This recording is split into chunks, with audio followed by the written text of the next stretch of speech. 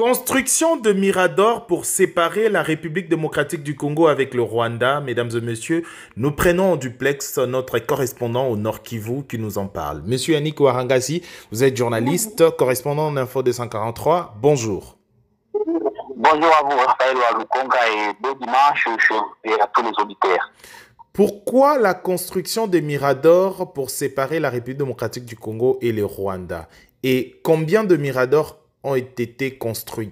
D'abord, merci beaucoup, Raphaël. D'entrée de jeu, j'aimerais souligner que la République démocratique du Congo est à frontière avec le Rwanda ici, surtout au niveau de la ville de Goma. Et vous pouvez pas ignorer que le Nord Kivu, ou alors la République démocratique du Congo, est agressée par le Rwanda sous le label du M23. Et c'est pour ça que le gouvernement provincial ici au Kivu a jugé mieux de construire des miradors afin de bien contrôler la frontière entre la République démocratique du Congo et la République du Rwanda. Et d'ailleurs, à date du mercredi 17 janvier 2023, où les gouverneurs militaires du Nord Kivu, sous ce régime de l'état de siège, le lieutenant général Constant Makomba, avait en tout cas présidé une cérémonie, la cérémonie qui était d'inauguration de Mirador, estimé à 26. Donc il s'agit de 26 Miradors qui ont été construits par le gouvernement provincial pendant cette période exceptionnelle de l'état de siège. Et comme je l'ai dit, au niveau de la petite barrière à frontière entre la ville de Goma, côté congolais, et la Gisenyi, côté rwandais. Et par ces 26 miradors, le gouvernement congolais a aussi construit des toilettes. Ce sont des toilettes en tout cas qui sont modernes, qui ont été érigées au de la frontière congolo-rwandaise, surtout pendant cette période où le Rwanda est en train d'agresser la République démocratique du Congo.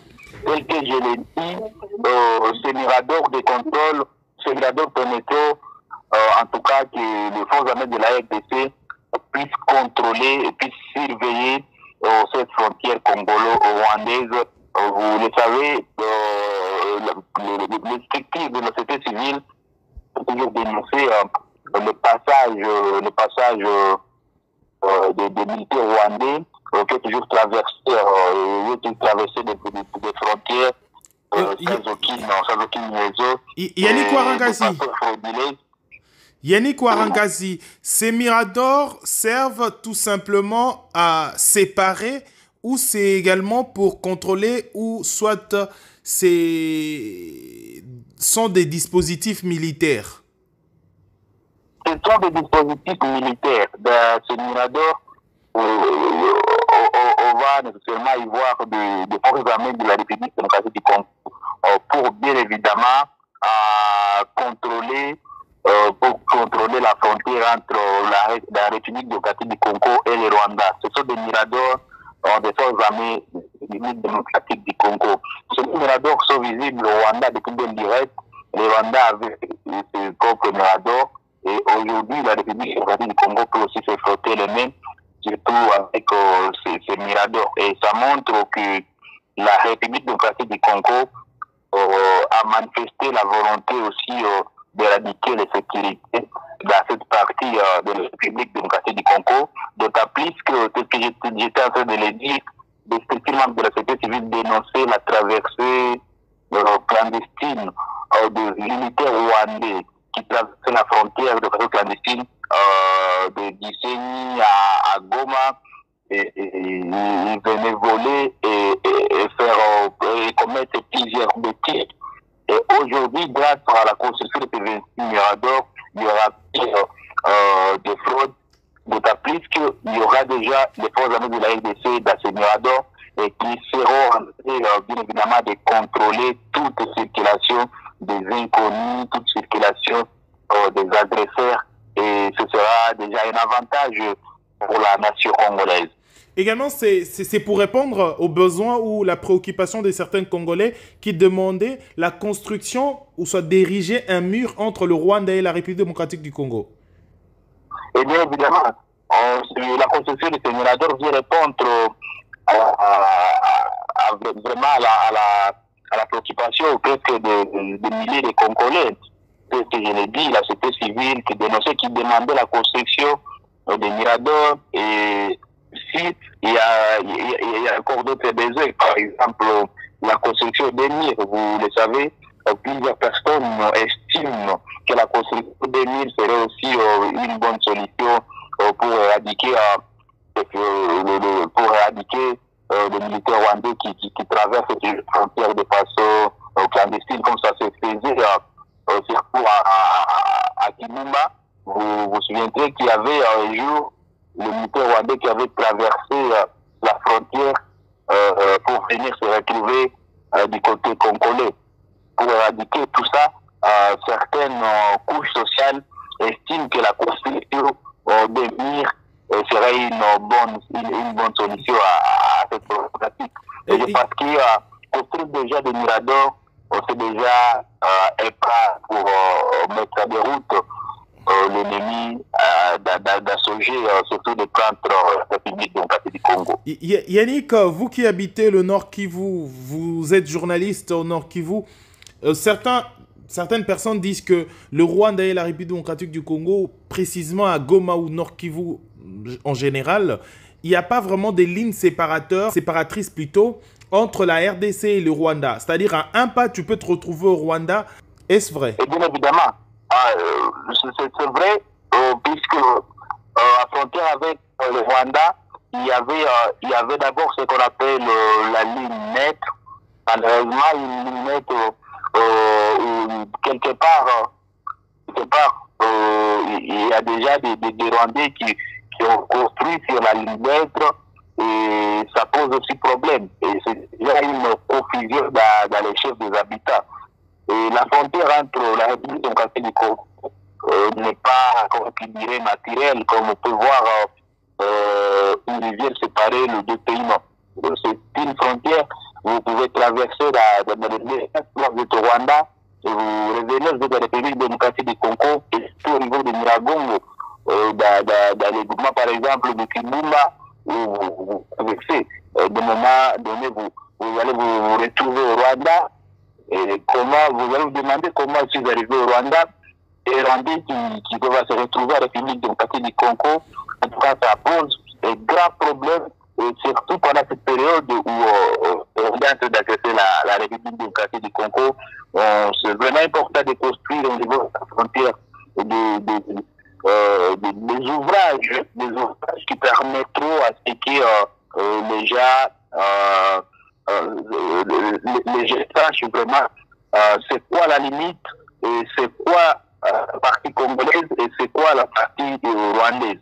Et construire un mur, c'est aussi une solution idéale d'après certaines couches sociales. Donc, pour dire cette préoccupation des habitants, par exemple de Kinshasa et de partout, est très vraie. À frontière entre la République démocratique du Congo, c'est vraiment c'est quelque chose, comment dirais-je, c'est quelque chose... C'est un ouf de soulagement. Vous dites? C'est un ouf de soulagement. Bien évidemment, la construction de ces ouvrages, c'est un ouf de soulagement. Le Mirador permettra à ce qui est une sécurité totale. Le Mirador sont au nombre de combien? Est-ce que le Mirador suffise la ligne séparatrice entre le Rwanda et la RDC? Ces miradors en question sont construits du côté congolais. Il y a ce que je dis, qu'on appelle la ligne maître d'office. La ligne maître est là. Il y a des miradors rwandais du côté rwandais. Et il y a des miradors du côté congolais. Et pour nous, ce n'est que le premier lot des miradors. Tel qu'a dit le gouvernement militaire du Nord Kivu. Donc c'est le premier lot. Quand il passe du premier. Comme je suis en train de le dire, le gouverneur militaire de Nord Kivu a annoncé que c'est le premier. Donc il y aura un deuxième, un troisième, et ainsi de suite. Donc pour dire que c'est déjà un ouf de soulagement pour la population congolaise. En tout cas, ces tours de garde arrivent au moment opportun, d'autant plus que la République démocratique du Congo est dans une période qui est peu particulière, où la RDC est victime tel que je l'ai dit dans mes précédentes interventions, est victime d'une agression de la part du Rwanda sous couvert de terroristes du M23. Je pense que c'est vraiment une œuvre à louer pour un gouvernement provincial. Ça montre que le régime militaire de l'état de siège était venu pour une mission noble. Et voilà pourquoi ici c'était une satisfaction de la part des milliers de populations de la ville de Goma. D'accord, merci Monsieur Yannick Warangazi. Et comment la population a accueilli cette nouvelle? Et voilà, je le dis, c'est vraiment une ouf de soulagement et il y a toujours d'autres suggestions, puisque les gens veulent voir aussi la construction d'émirs entre ces deux pays, afin d'éviter des traversées clandestines de fraude de la part du Rwanda. Et depuis belle lurette, la République démocratique du Congo n'a jamais agressé le Rwanda. La RDC était pays qui a toujours, c'était pays qui a toujours respecté ses voisins. Et c'est très aberrant de voir qu'un pays comme le Rwanda est entré d'agresser la République démocratique du Congo. Pourtant, la RDC, comme un grand pays, n'a pas encore songé à une quelconque agression et surtout une mésentente avec ses voisins. Il y a plusieurs voisins. Il y a aussi l'Ouganda, il y a le Rwanda et d'autres pays que vous connaissez. Et donc, je pense que c'est vraiment quelque chose à louer. Et le mieux serait aussi de répondre toujours aux besoins de la population. Le besoin qui reste, c'est de construire aussi un mur entre ces deux pays. Merci, Monsieur Yannick Warangazi. Et en dépit, ces miradors vont servir désormais à contrôler, à surveiller dans un contexte d'hostilité entre deux pays. Le mirador, pareil, sert tout simplement à une tour d'observation destinée à surveiller une zone. La zone de la République démocratique du Congo était vraiment, c'était facile à entrer et facile à sortir comme on veut. Voilà, c'est aussi un projet de modernisation, comme qui dirait, et ça va permettre aussi à l'outil de défense de la République démocratique du Congo de prendre aussi ses responsabilités. Donc c'est vraiment dans les perspectives de barrer la route aux diverses menaces sécuritaires que subit la République démocratique du Congo. Aujourd'hui également, il y a des nouvelles par rapport à l'affrontement qu'il y a eu entre l'armée et les M23 à Tongo. Comme vous le savez, le rebelle du M23 continue toujours à menacer. Il menace la population du Nord Kivu, surtout dans les territoires des Rutshuru, où ils sont terreur et désolation. À dépit de forces conjointes, à dépit de forces régionales, voilà, le rebelle, les terroristes du M23 d'ailleurs, ils sont toujours visibles dans plusieurs agglomérations du territoire des Rutshuru et s'affrontent du jour le jour au groupe d'autodéfense et s'affrontent aux forces armées de la République démocratique du Congo et voilà pourquoi c'est une désolation dans les chefs de la population qui crée une menace qui vit vraiment dans une psychose. Du jour le jour, il y a des affrontements signalés. Du jour le jour, il y a des affrontements entre les groupes d'autodéfense, entre les forces armées de la RDC et ces terroristes du M23 qui se renforcent du jour le jour en munitions et en effectifs. Et c'est vraiment une désolation toujours ici dans la province du Nord Kivu. Mais depuis de cela, l'armée congolaise là est en train de prendre est en train de faire la défense de la population. L'armée congolaise ne recule pas, elle est en train toujours de voir comment mettre de route l'ennemi et elle est toujours très très déterminée à dépit de tout ce qui se passe. L'armée est là et puisque n'était cette armée aujourd'hui, les terroristes seraient déjà à Goma. C'est puisque les forces armées de la RDC sont très déterminées et elles font partie des armées puissantes au niveau africain et elles sont en train de tout faire pour barrer la route à l'ennemi Et puisque Nitete, tel que je l'ai dit, la ville de Goma serait déjà entre les mains de ces hors-la-loi. Merci, monsieur Yannick Ouarangazi. Je rappelle que vous êtes notre correspondant au Nord Kivu, vous êtes journaliste et correspondant d'Info 243. Merci. Double cérémonie ce mercredi 18 janvier 2023 à la Petite Barrière. Il s'agit de l'inauguration officielle des miradors le long des lignes frontalières entre la RDC et le Rwanda et la modernisation de l'axe routier rond-point Rutshuru Petite Barrière dénommé avenue Rumangabo. La cérémonie a été présidée par le chef de l'exécutif provincial du Nord Kivu. Il s'agit de 26 miradors, ces tours de garde construites en cette période pendant laquelle la RDC est victime d'une agression par le Rwanda sous le label du M23, des 4 postes de police et 4 blocs de toilettes, ainsi que la modernisation de l'axe routier rond-point Rutshuru Petite Barrière, construit en pavé sur financement propre du gouvernement provincial du Nord Kivu. Chose saluée par le lieutenant-général Constant Dima, qui a appelé les utilisateurs à les maintenir dans un état optimal avec l'appui de la population.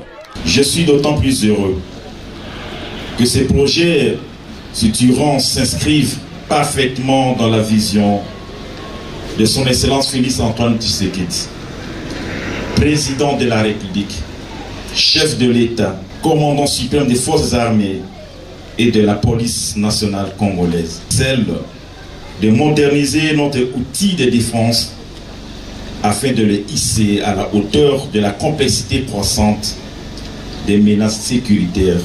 Le gouverneur a demandé aux autorités locales de veiller quotidiennement à ces ouvrages et surtout que cette avenue ne redevienne une poubelle à cause de marchés pirates.